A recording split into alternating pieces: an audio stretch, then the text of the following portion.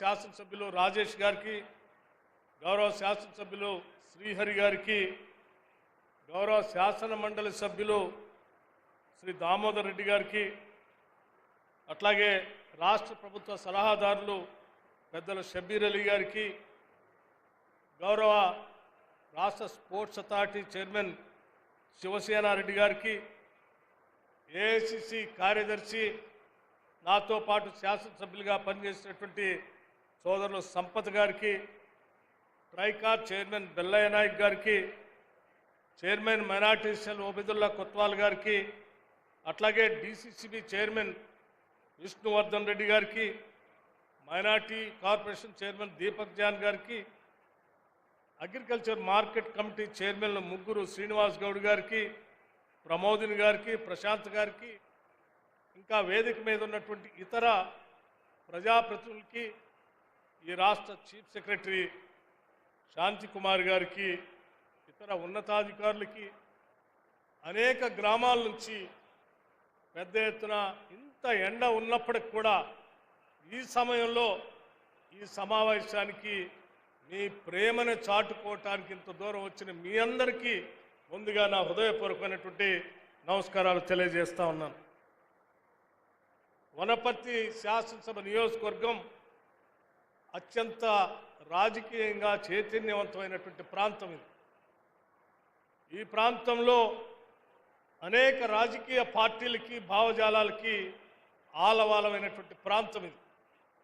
ఇటువంటి ప్రాంతం నుంచే విద్యార్థి దశ నుంచి ఈ ప్రాంతంలో ఉన్నటువంటి ప్రజల కష్ట సుఖాలు తెలుసుకొని వాటిని ఏ రకంగా సాధించి పరిష్కరించవచ్చు అనేటువంటి ఆలోచనతో మొదలైనటువంటి జీవితం ఈరోజు రాష్ట్ర ముఖ్యమంత్రిగా పదవి బాధ్యతలు చేపట్టి ఆనాటి స్నేహితులందరూ కూడా ఇక్కడ కలుసుకోవటానికే కాకుండా ఇక్కడ చదువుకున్నటువంటి ఈ ప్రాంతానికి న్యాయం చేయాలి, మేలు చేయాలనేటువంటి ఆలోచనతో కొన్ని వేల కోట్ల రూపాయలతో ఈరోజు అభివృద్ధి కార్యక్రమాలని వనపర్తి శాసనసభ నియోజకవర్గంలో చేపట్టడం జరిగిందని చెప్పడానికి నేను చాలా సంతోషిస్తూ ఉన్నాను. మిత్రులారా, ఈరోజు జరిగినటువంటి అభివృద్ధి కార్యక్రమాలు తలుచుకుంటే బహుశా 2200 కోట్ల రూపాయలు ఈ ప్రాంతంలో ఉన్నటువంటి నిరుద్యోగ యువతీ యువకుల కోసం ఉపాధి అవకాశాలు చూపించడానికి దాదాపు 2200 కోట్ల రూపాయలు ఈ ఒక్కరోజే ఈ శాసనసభ నియోజకవర్గంలో పంపిణీ చేయటం జరిగిందని చెప్పడానికి కూడా ప్రజాప్రభుత్వంగా సంతోషిస్తూ ఉన్నాం. దీనిలో ఇప్పుడే సీతక్క గారు చెప్పినట్టు 1000 కోట్ల పైబడి ఈ ప్రాంతంలో ఉన్నటువంటి సెల్ఫ్ హెల్ప్ గ్రూప్స్ కంటే డ్వాక్రా సంఘాల సభ్యులకి వడ్డీ లేని రుణాలుగా ఇవ్వటం జరిగింది. మిగతా 1002 కోట్ల రూపాయలు 200 కోట్ల రూపాయలు మిగతా ఉపాధి అవకాశాల కోసం వ్యవసాయ పరంగా ఆధారపడి ఉన్నటువంటి వాళ్ళకి, ఇతరత్ర ఎంఎస్ఎంఈలకి, నిరుద్యోగ యువతి యువకులకి ఉపాధి కల్పించే విధంగా ఈరోజు పెద్ద ఎత్తున ఈ నియోజకవర్గంలో పంపిణీ చేయటం జరిగింది. దీంతో పాటు ఒక గొప్ప కార్యక్రమానికి కూడా ఈ వనపర్తి శాసనసభ నియోజకవర్గం నుంచి ఇందిరమ్మ ప్రభుత్వం మొదలుపెట్టిందని చెప్పడానికి కూడా చాలా గర్విస్తూ ఉన్నాం, సంతోషిస్తూ ఉన్నాం కూడా. అనాదిగా ఈ రాష్ట్రంలో, ఆనాటి ఉమ్మడి రాష్ట్రంలో ఎస్సీ ఫైనాన్స్ కార్పొరేషన్ నుంచి కానీ, లేకపోతే ట్రైబల్ కార్పొరేషన్ నుంచి కానీ, మైనార్టీ కార్పొరేషన్ నుంచి కానీ, బీసీ కార్పొరేషన్స్ కానీ గత ఉమ్మడి ప్రభుత్వంలో అనేక సంవత్సరాలు నిరుద్యోగ యువతీ యువకులందరూ కూడా ఉపాధి అవకాశాల కోసం నిధులు సమకూరుస్తూ ఉండేవాళ్ళు. దురదృష్టం, కొట్లాడి తెచ్చుకున్న తెలంగాణ రాష్ట్రంలో 10 సంవత్సరాలు ఏ సామాజికంగా వెనకబడి ఉన్నారో ఈ వర్గాలు, వాళ్ళందరికీ సహాయం చేయడం కోసం పనికొచ్చేటువంటి ఈ ఫైనాన్స్ కార్పొరేషన్స్ అన్నిటిని కూడా నిర్వీర్యం చేసి ఏ ఒక్కళ్ళకు కూడా 10 సంవత్సరాలు ఈ కార్పొరేషన్ ద్వారా రుణాలు ఇచ్చినటువంటి పరిస్థితి లేకుండా పోయింది.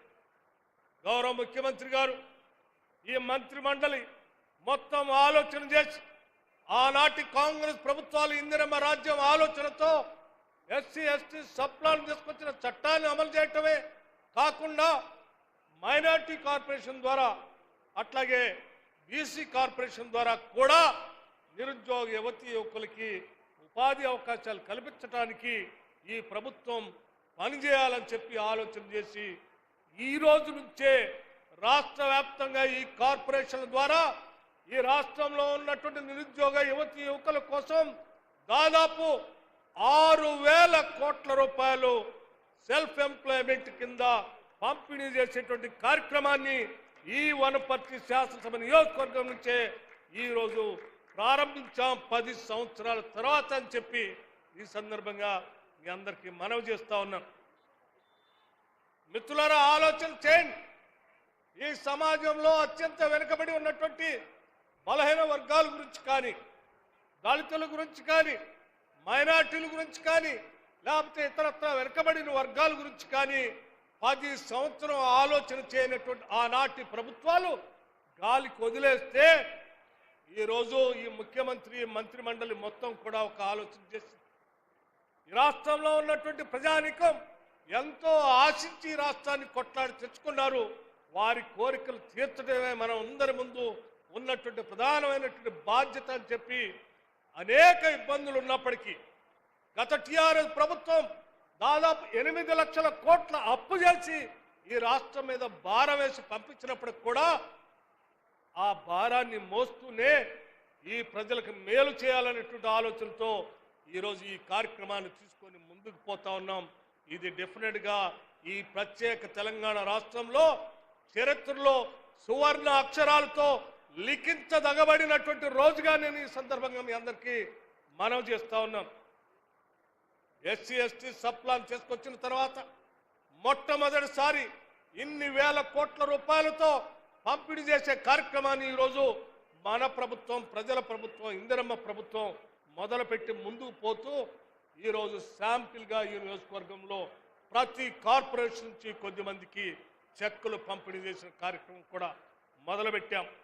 ఈ 6,000 కోట్ల రూపాయలకు సంబంధించినటువంటి లబ్ధిదారులకు సంబంధించిన సమస్త వ్యవస్థను తయారు చేసుకొని రేపు ఫిబ్రవరి, మార్చి, ఏప్రిల్ 14 డాక్టర్ బాబాసాహెబ్ అంబేద్కర్ జన్మదినం నాటికి ఈ రాష్ట్రంలో దాదాపు రాష్ట్ర ప్రభుత్వ నిధులు బ్యాంకింగ్ లింకులతో కలిపి నిరుద్యోగ యువతీ యువకులకి స్వయం ఉపాధి అవకాశాలు కల్పించడానికి 6,000 కోట్ల రూపాయల పంపిణీ కార్యక్రమం ఏప్రిల్ 14 బాబాసాహెబ్ అంబేద్కర్ జయంతి నాడు ఈ రాష్ట్రంలో ఈ ముఖ్యమంత్రి రేవంత్ రెడ్డి గారి చేతుల మీద తిరిగి పంపిణీ చేసే కార్యక్రమం పెద్ద ఎత్తున అనేక నియోజకవర్గాల్లో ఒకటేసారి మొదలవుతుందని కూడా ఈ సందర్భంగా మీ అందరికీ మనవి చేస్తా ఉన్నాను.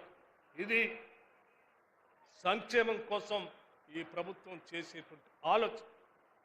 అట్లాగే ఈ రాష్ట్రంలో వ్యవసాయం చేస్తూ ఈ రాష్ట్రాన్ని ధాన్యాగారంగా మార్చినటువంటి రైతాంగ సోదరులకి మేలు చేయాలని ఆలోచనతో ఈ రాష్ట్ర ప్రభుత్వం ఆనాడు ఎన్నికల కంటే ముందు ఇచ్చినటువంటి మాట ప్రకారం 2 లక్షల రూపు రుణమాఫీ ఉన్నటువంటి వాళ్ళందరికీ 2 లక్షల వరకు రుణమాఫీ చేస్తామని చెప్పిన మాటను నిలబెట్టుకోవటం కోసం ఇచ్చిన మాట ప్రకారం ముఖ్యమంత్రి ప్రకటన చేస్తే ఈ రాష్ట్ర ప్రభుత్వం ఈ 2 లక్షల లోపల ఉన్నటువంటి రుణాల్ని దాదాపు 22,000 కోట్ల రూపాయల్ని కేవలం 3 నెలల్లో ఈ రాష్ట్రంలో ఉన్నటువంటి రైతాంగ సోదరుల అకౌంట్లో వేసినటువంటి చరిత్ర ఈ ప్రభుత్వాలు. అంతేకాదు గత ప్రభుత్వాలు రైతు బంధు అని చెప్తూ ముఖ్యంగా టీఆర్ఎస్ పార్టీకి సంబంధించిన నాయకత్వం ఈరోజు మొసలి కన్నీరు గారుస్తూ మాట్లాడుతూ ఉన్నారు.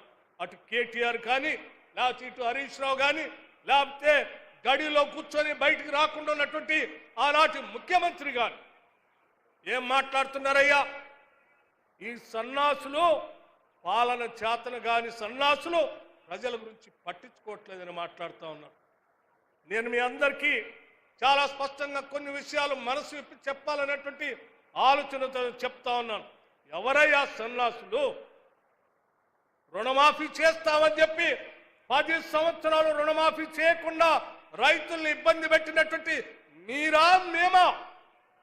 చెప్పిన మాట ప్రకారం కేవలం 3 నెలల్లో 2 లక్షల రూపాయల వరకు రుణమాఫీ చేసినటువంటి ధీరోదత్వమైనటువంటి ప్రభుత్వం మాది. చివరికి రైతు బంధుకు సంబంధించి మీ హయాంలో ఒక విడత వదిలేసి ఇయ్యకుండా వదిలేస్తే కూడా నా ప్రభుత్వ అధికారంలో రాగానే మొదటి విడత రైతు బంధుని ఒక్క సీజన్ కూడా ఎరికి పోకూడదనేటువంటి ఆలోచనతో 7,660 కోట్ల రూపాయల్ని రైతు బంధు రూపేణ మొదటి విడత ఇవ్వటమే కాకుండా రెండో విడతకొచ్చే వారికి రైతు భరోసా పేరు మీద 9,606 కోట్ల రూపాయలకు సంబంధించి ఈరోజు రైతు భరోసా కార్యక్రమాన్ని రాష్ట్ర వ్యాప్తంగా మొదలుపెట్టి ఇన్ని ఇబ్బందులున్న రైతుల అకౌంట్లో వేసే కార్యక్రమాన్ని మేము తీసుకున్నాం. ముఖ్యమంత్రి గారు చెప్పారు, మార్చి 31 కల్లా ఈ రాష్ట్రంలో మేము ఇచ్చిన మాట ప్రకారం మీలాగా 5,000 రూపాయలు కాదు ఎకరానికి, మేము 10,000 మీరు ఇస్తే ఇంకొక 2,000 మేము పెంచి 12,000 రూపాయలు రైతు భరోసా మా రైతుల కోసం ఇస్తామని చెప్పి మార్చి 31 లోపల మాటిచ్చారు. మార్చి 31 లోపల ఈ రాష్ట్రంలో ఉన్నటువంటి రైతులందరికీ రైతు భరోసా 6,000 సీజన్ లెక్క ఎకరానికి వేసేటువంటి బాధ్యత ఈ రాష్ట్ర ప్రభుత్వం తీసుకొని ముందుకు పోతా ఉంది. ఇది ఈ రాష్ట్ర ప్రభుత్వానికి ఉన్నటువంటి నిబద్ధతని కూడా మీ అందరికీ తెలియజేస్తా ఉన్నా. మీలాగా 3 ఎకరాల భూమి ఇస్తా అని చెప్పి మాట తప్పి సన్నాసుల్లాగా బతికినటువంటి వాళ్ళం కాదు. మేము మాట ఇచ్చాం, ఆరోగ్యశ్రీ 10 లక్షల వరకు చేస్తామని. వెంటనే 10 లక్షల రూపాయలు మేము అధికారంలోకి రాగానే 5 లక్షల నుంచి 10 లక్షల వరకు చేసి చూపించాం, అమలు చేస్తా ఉన్నాం. అట్లాగే ఎల్పిజి సిలిండర్ సంబంధించి మేము 500 రూపాయలకే సిలిండర్ ఇస్తామని చెప్పాం. మీలాగా ఇంటికో ఉద్యోగం ఇస్తా అని మాయ మాటలు చెప్పినట్టు కాకుండా ఈరోజు రాష్ట్ర వ్యాప్తంగా 500 రూపాయలకే గ్యాస్ సిలిండర్లు ఇస్తూ ఆ సిలిండర్ సంబంధించినటువంటి డబ్బులు కూడా ప్రతి నెల ఈ రాష్ట్ర ప్రభుత్వం సివిల్ సప్లైస్కి కడుతున్నటువంటి విషయం కూడా మీ అందరికీ నేను మనవి చేస్తా ఉన్నాను. 442 కోట్ల రూపాయలు ఇప్పటికే ప్రభుత్వం సివిల్ సప్లైస్ శాఖ కట్టింది. అట్లాగే గృహజ్యోతి మీరంతా కరెంటు కాంగ్రెస్ వస్తే కరెంటు ఉండదనంటే మేము చేసి చూపించాం. మీలాగా కరెంటు కోతలు ఉంటాయనో లేకపోతే కరెంటు మేముంటేనే నడుస్తుందని చెప్పినటువంటి కోతలు కొయ్యకుండా ఈ రాష్ట్ర ప్రజలకి ఎంత అవసరం ఉంటే అంత అవసరం కరెంటును అందించేటువంటి కార్యక్రమాన్ని రెప్పపాటు కూడా కటింగ్ లేకుండా ఇవాళ గత 15-20 సంవత్సరాల నుంచి ఎప్పుడు లేనంత పెద్ద డిమాండ్ 16,000 మెగావాట్లు పైబడి దాటితే కూడా ఒక్క క్షణం కూడా ట్రిప్ కాకుండా కరెంటు ఇస్తున్నటువంటి ప్రభుత్వం ఈరోజు మన ప్రభుత్వం, ప్రజాప్రభుత్వం. అంతేకాదు వారికి ఇస్తూనే ఈ రాష్ట్రంలో ఉన్నటువంటి వ్యవసాయ పంపు సెట్లు సంబంధించి పవర్ అగ్రికల్చర్ పంప్ సెట్లకి 14,278 కోట్ల రూపాయలు ఈ రాష్ట్ర ప్రభుత్వం డిస్కమ్కి రైతుల పక్షాన డబ్బులు కట్టింది.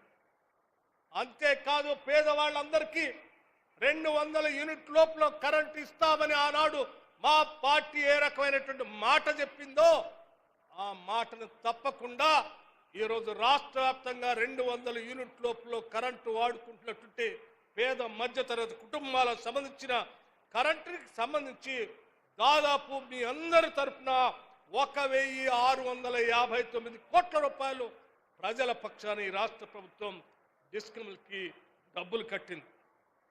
రైతులకు సంబంధించి ఇన్సూరెన్స్ కడుతూ ప్రమాదవశాత్తు ఏమైనా ఇబ్బంది వస్తే వాళ్ళకి న్యాయం చేయాలని చెప్పి రుణమాఫీ చేయటమే కాదు, రైతు భరోసా ఇవ్వటమే కాదు, చివరికి వాళ్ళ పంటకి ఇన్సూరెన్స్ కూడా చేయాలనేటువంటి ఆలోచనతో ఈ ప్రభుత్వం 1,514 కోట్ల రూపాయలు రైతుల పక్షాన ఈ ప్రభుత్వమే ఇన్సూరెన్స్ కట్టింది. అట్లాగే సన్నాలు పంట పండించే రైతాంగ సోదరులందరికీ 500 రూపాయల బోనస్ ఇవ్వాలనేటువంటి ఆలోచనతో మేము ఇచ్చినటువంటి మాట ప్రకారం ఇప్పటికే 1,804 కోట్ల రూపాయలు పంట పండించే సన్నాలు పండించే రైతులకి 500 లెక్క బోనస్ ఇస్తా ఉన్నాం. స్కాలర్షిప్ సంబంధించి సోదరులారా ఒక్కసారి ఆలోచన చేయండి. ఈ రాష్ట్రంలో 10 సంవత్సరాల పేద మధ్యతరగతి కుటుంబాలకు సంబంధించిన బిడ్డలు చదువుకుంటున్నటువంటి రెసిడెన్షియల్ స్కూల్స్ లో తినటానికి సరిగా తిండి లేదు, కావలసిన కాస్మెటిక్స్ లేవు. రాష్ట్ర ముఖ్యమంత్రి గారు ఆలోచన చేశారు, మంత్రి మండలిలో మాట్లాడారు. అందరి ఆలోచన తీసుకొని ఒకటేసారి 40% ఈ రాష్ట్రంలో చదువుకున్నటువంటి బిడ్డల భవిష్యత్తు కోసం న్యూట్రిషియస్ ఫుడ్ ఆహారం అందించాలని చెప్పి 40% డైట్ ఛార్జెస్ ని, కాస్మెటిక్ ఛార్జెస్ పెంచిన ఘనత ఈ ప్రజా ప్రభుత్వానిది. ఆనాటి సన్నాసులాగా 10 సంవత్సరాలు ఒక్క రూపాయి కూడా పెంచకుండా ఆ బిడ్డల్ని గాలికి వదిలేయలేదు మేము.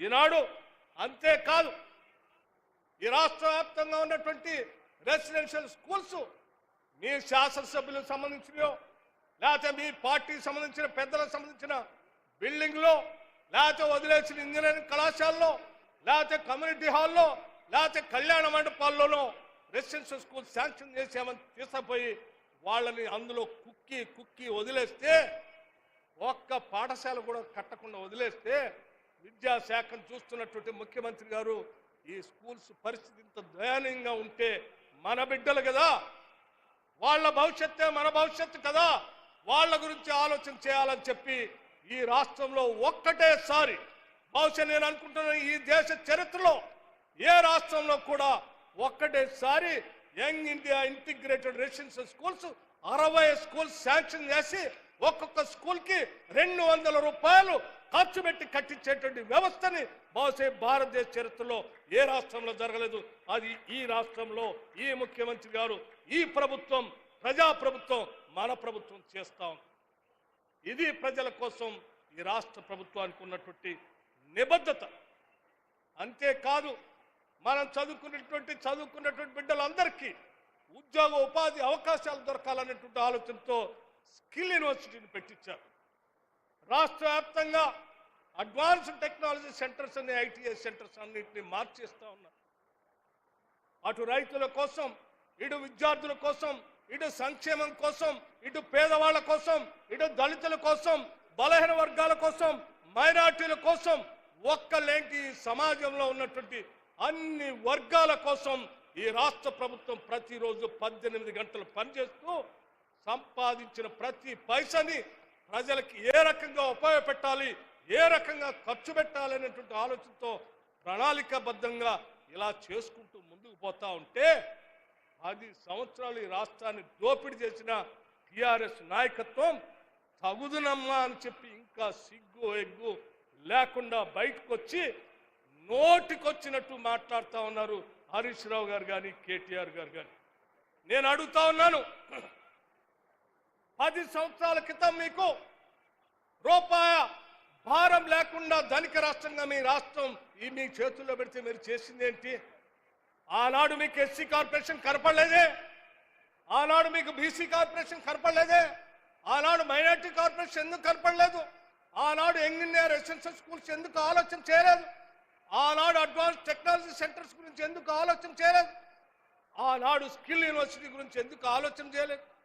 అంతెందుకు, ఇల్లు లేనటువంటి పేదవాళ్ళకి డబల్ బెడ్రూమ్ ఇల్లు కడతామని మోసపూరితమైన మాటలు చెప్పి అధికారంలోకి వచ్చి 10 సంవత్సరాలు మీరు గాలికి వదిలేస్తే ఈ రాష్ట్ర ప్రభుత్వం బాధ్యతగా తీసుకొని ఒక్కొక్క ఇంటికి 5 లక్షల రూపాయల లెక్క ఇందిరమ్మ ఇళ్లను శాంక్షన్ చేసే కార్యక్రమాన్ని ఇదే జిల్లాలో ఈ ముఖ్యమంత్రి గడ్డ పలుగు వేసి భూమి పూజ చేసి రాష్ట్ర వ్యాప్తంగా ఈరోజు ఇళ్లు ఒక్కొక్క శాసనసభ నియోజకవర్గానికి కనీసం 7,000 ఇళ్లకి తగ్గకుండా మొదటి ఫేజ్లో 3,500 ఇళ్ళు, తర్వాత ఫేజ్లో ఇంకొక 3,500 ఇళ్ళు శాంక్షన్ చేసే కార్యక్రమాన్ని చేపట్టి నిన్న ఎన్నికల కోడ్ అయిపోయింది. ఇక ప్రతి శాసనసభ నియోజకవర్గంలో పేదలకి ఇందిరమ్మ ఇల్లు భూమి పూజ చేసుకునే కార్యక్రమం మొదలవుతుందని చెప్పి చాలా ఘంటాపదంగా చెప్తున్నాం. ఇది ఈ ప్రభుత్వానికి, ఈ ప్రజలకు ఉన్నటువంటి అనుబంధం. ప్రజలు మా వాళ్ళు, ప్రజలు మా బిడ్డలు, ఈ ప్రజల అభివృద్ధి మా లక్ష్యం, మా ఆలోచన అని చెప్పి ఆలోచనతో ఈ పాలకులు పనిచేస్తున్నారు తప్ప మీలాగా గడిల్లోనూ ఉండో, లేకపోతే విహారయాత్రలు చేస్తూనో, లేకపోతే ఇంకొక రకంగా చేసుకొచ్చిన అప్పుతో సహా రాష్ట్ర ఆదాయాన్ని కూడా దోపిడీ చేసుకొని బతికినటువంటి వాళ్ళు ఈ రాష్ట్ర ప్రభుత్వంలో ఎవరు లేరు, ఉండరు కూడా అని చెప్పి చాలా స్పష్టంగా చెప్తా ఉన్నాం. అందుకే ఈరోజు చాలా ధైర్యంగా, నమ్మకంగా, గంటాపదంగా ప్రజల ముందు నిలబడి చెప్తా ఉన్నాం, మీ సమస్యలే మా సమస్యలు, మీ సమస్యల పరిష్కారమే మా ఎజెండా అని కూడా మీ అందరికీ స్పష్టంగా చెప్తా ఉన్నాం. అదే ఆలోచనగా తీసుకొని పోతా ఉన్నాం. ఇటు పరిశ్రమలు తీసుకొని రావటం కోసం మొన్ననే దావోస్ వెళ్ళి 1,80,000 కోట్ల రూపాయలు అగ్రిమెంట్ చేసుకొని ఈ ముఖ్యమంత్రి, ఇండస్ట్రీస్ మినిస్టర్ ఈ రాష్ట్రానికి నిధులు తీసుకొని వచ్చారు. కరెంటు ఉండదంటే న్యూ ఎనర్జీ పాలసీ తీసుకొని వచ్చి దేశమంతా తెలంగాణకి వెళ్ళి చూసేటట్టుగా చేస్తూ ఉన్నాం. రైజింగ్ తెలంగాణ ఇది. ఈ రైజింగ్ని నువ్వు కాదు, లేకపోతే నీ చుట్టూ ఉన్నటువంటి నీ కొడుకు, నీ అల్లుడు, లేకపోతే నీ సంబంధికులు ఎవరు కూడా ఈ రాష్ట్ర ఎదుగుదలని ఆపలేరు అని చెప్పి చాలా స్పష్టంగా చెప్పడానికే ఈరోజు వనపర్తి శాసనసభ నియోజకవర్గం నుంచి ఈ కార్యక్రమాలు చేపట్టాం. ఈ కార్యక్రమాల పరంపర పెద్ద ఎత్తున ఒక జాతరలాగా సంక్షేమ కార్యక్రమాలు ఈ రాష్ట్రంలో జరుగుతాయి. ఆ జాతరలో పాల్గొనండి. పాల్గొనటానికి ధైర్యం ఉంటే ప్రజల్లో వచ్చి కలవండి. రాహుల్ గాంధీ గారు ఓ పక్కన చెప్తున్న కులగణన చేయాలని ముఖ్యమంత్రి గారు క్యాబినెట్లో నిర్ణయం చేసి, క్యాబినెట్ యావత్తు నిర్ణయం చేసి కులగణన చేస్తే ఆ కులగణనలో పాల్గొన్నటువంటి ఈ పెద్ద మనుషులు బయటకు వచ్చి ఇంకా మాట్లాడుతూ ఉంటే ఏం మాట్లాడాలో అర్థం కావట్లే. మాకు సభ్యత, సంస్కారం అడ్డొస్తాం. 10 సంవత్సరాలు మంత్రులుగా చేశారు. ఇదేనా మీరు నేర్చుకున్న సంస్కృతి? ఇదేనా మీరు నేర్చుకున్న సంస్కారం? మాట్లాడితే ముఖ్యమంత్రిని, మంత్రుల్ని పరిపాలన చేతగాని సన్నాసులని మాట్లాడటం అనేది ఏ సంస్కృతి అని చెప్తా ఉన్నాను. ప్రజల కోసం నిత్యం ఆలోచన చేసి వ్యవసాయాన్ని, పరిశ్రమల్ని, విద్యని, సంక్షేమాన్ని దానికోసం నిరంతరం ఆలోచన చేసి ప్రణాళిక తయారు చేసే ప్రభుత్వాన్ని చూసి నేర్చుకోవాల్సింది పోయి, అరే మీరు రాష్ట్ర ప్రజలను అభివృద్ధి చేస్తూ ఉన్నారు, మాలాగానే దోపిడీ చేసుకుంటే బాగుండేది కదా, మీరు ఆ దోపిడీ చేయకుండా ఈ పనిలో ఉన్నారు ఏందని ఆ పాలకులు మాట్లాడుతూ ఉంటే బాధ అనిపిస్తూ ఉంది. ప్రజలకు జవాబుదారీతనంగా ఉండేటువంటి పాలకులుగా ఈనాటి కాంగ్రెస్ ప్రభుత్వం పనిచేస్తూ ఉందని చెప్పి మీ అందరికీ సవినయంగా మనవి చేస్తూ, నిలదీయండి. టీఆర్ఎస్, బీఆర్ఎస్ సంబంధించిన నాయకత్వాన్ని మళ్ళీ ప్రజల మధ్యకు వస్తే అడగండి. ఆనాడు ఈనాడు కాంగ్రెస్ ప్రభుత్వం చేస్తున్న ఈ సంక్షేమ కార్యక్రమాలు అప్పులు ఉన్నప్పుడు కూడా వాళ్ళు కష్టపడి చేస్తూ ఉంటే ఆనాడు మీరు ఎందుకు చేయలేకపోయారు, మళ్ళీ ఏం ముఖం పెట్టుకొని వస్తున్నారని అడగండి. అప్పుడైనా వాళ్ళకి బుద్ధి వస్తుంది, కనీసం ప్రజల్లో ఉండేటువంటి కార్యక్రమాన్ని నేర్చుకుంటారు. ప్రతిపక్షంలో పెడితే సభకొచ్చి ప్రజల పక్షాన మాట్లాడాల్సింది పోయి బయటుండి ప్రభుత్వాన్ని నిత్యం దుర్మార్గమైన భాషతో మాట్లాడుతూ ఉంటే సభ్య సమాజం ఈరోజు తలదించుకుంటుంది. యావత్ భారతదేశం కూడా ఆలోచన చేస్తూ ఉంది. ఇటువంటి ప్రతిపక్షమా తెలంగాణలో ఉందని ఆలోచన చేస్తూ ఉన్నారు. ప్రజలందరూ ఈరోజు నిక్కచ్చిగా నిలబడి ఈ కాంగ్రెస్ ప్రభుత్వం చేస్తున్న కార్యక్రమాలని అందిపుచ్చుకొని అభివృద్ధిలో భాగం కావటం కోసం ఒరుకలు పెడతా ఉన్నారు. కాబట్టి ఇంత ఎండ ఉన్నప్పుడు కూడా ఇంత పెద్ద ఎత్తున కదిలొచ్చారు మీరు. ఇదే చక్కటి ఉదాహరణ అని చెప్పి